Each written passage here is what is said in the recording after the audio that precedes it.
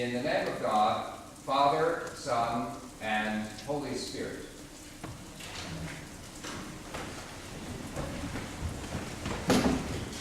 To my mind, a test of whether a city is great is if I learn something about the Bible from that city, and if that city teaches me something about the Bible. I know it may seem like a strange index, but we all have our particular criteria. And that was my profound experience during the course of the past summer. Many of you know that I began the summer by going to Jerusalem, and so it would be legitimate if you thought that I was going to talk about Jerusalem. Legitimate, but that would lead you astray. I did have a wonderful time there, as I have before, and I traveled on the West Bank.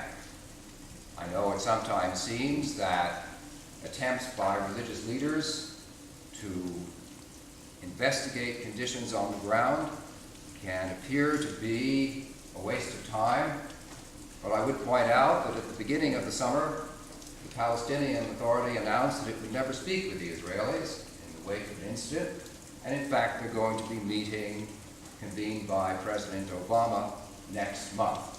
Don't claim credit, but that in fact has been the arc overall. Now, conditions in the West Bank and Gaza and Israel, where I visited, are complex. And I want to honor a request that several of you made to me to take some special time simply to talk about that trip and the various people that I met. But that would not be right now. Right now, I want to speak about a moment which I actually found more moving this time around than being in Jerusalem. With Odile and Henry, I traveled for the first time in my life to Berlin. Now, I've been in Germany before. I've done some teaching there. I have regular contacts. But being in Berlin and walking from west to east through the Brandenburg Gate. You remember the Brandenburg Gate when those of us were around during the 50s and the 60s and the 70s and the 80s with the wall in front of it? Today you walk back and forth. You can skateboard back and forth. You can jog back and forth. If you're my age and do it, people will look at you very funny, but you can do it. And that experience at the Brandenburg Gate brought home to me that this was not only the end of the Cold War when that wall was taken down. It was in a more profound sense for Germany the end of the Second World War. The final opportunity of healing. So that a government would emerge more democratic than had ever existed on the territory of Germany.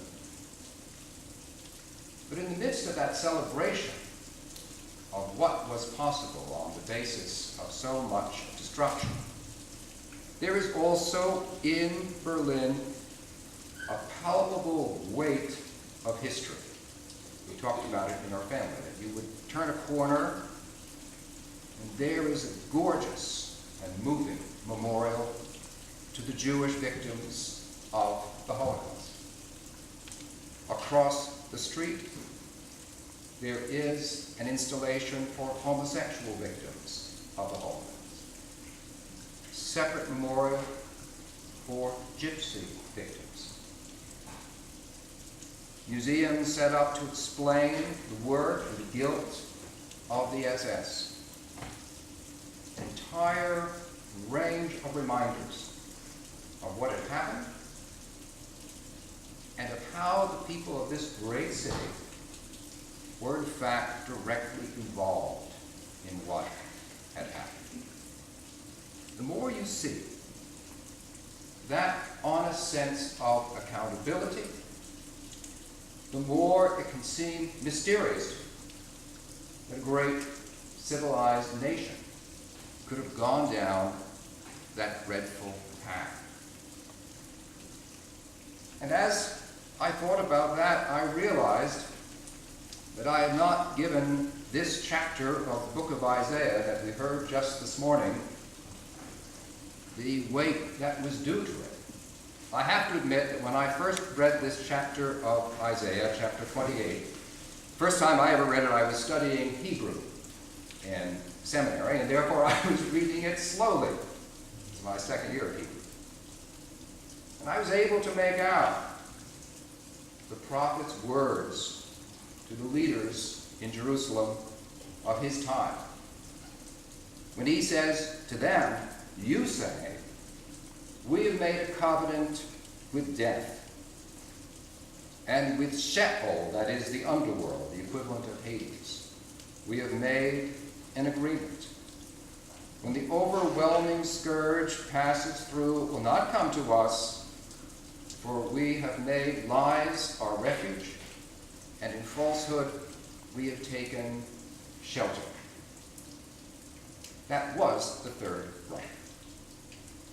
It was a covenant with death, a contract with Sheol, an attempt on the part of human beings to use the mechanism of death in order to promote their own power and to galvanize public opinion around them on their behalf by picking easy targets.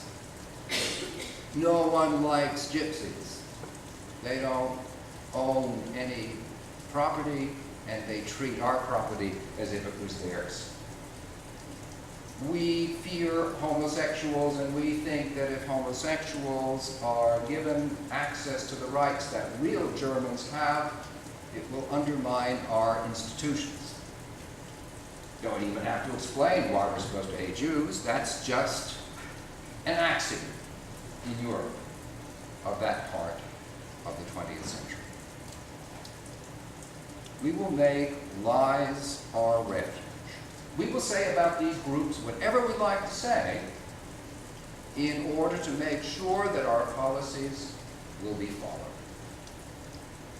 And we will demonize the Soviet Union and any other power in order to insist upon turning all of the institutions of state into a machine of war.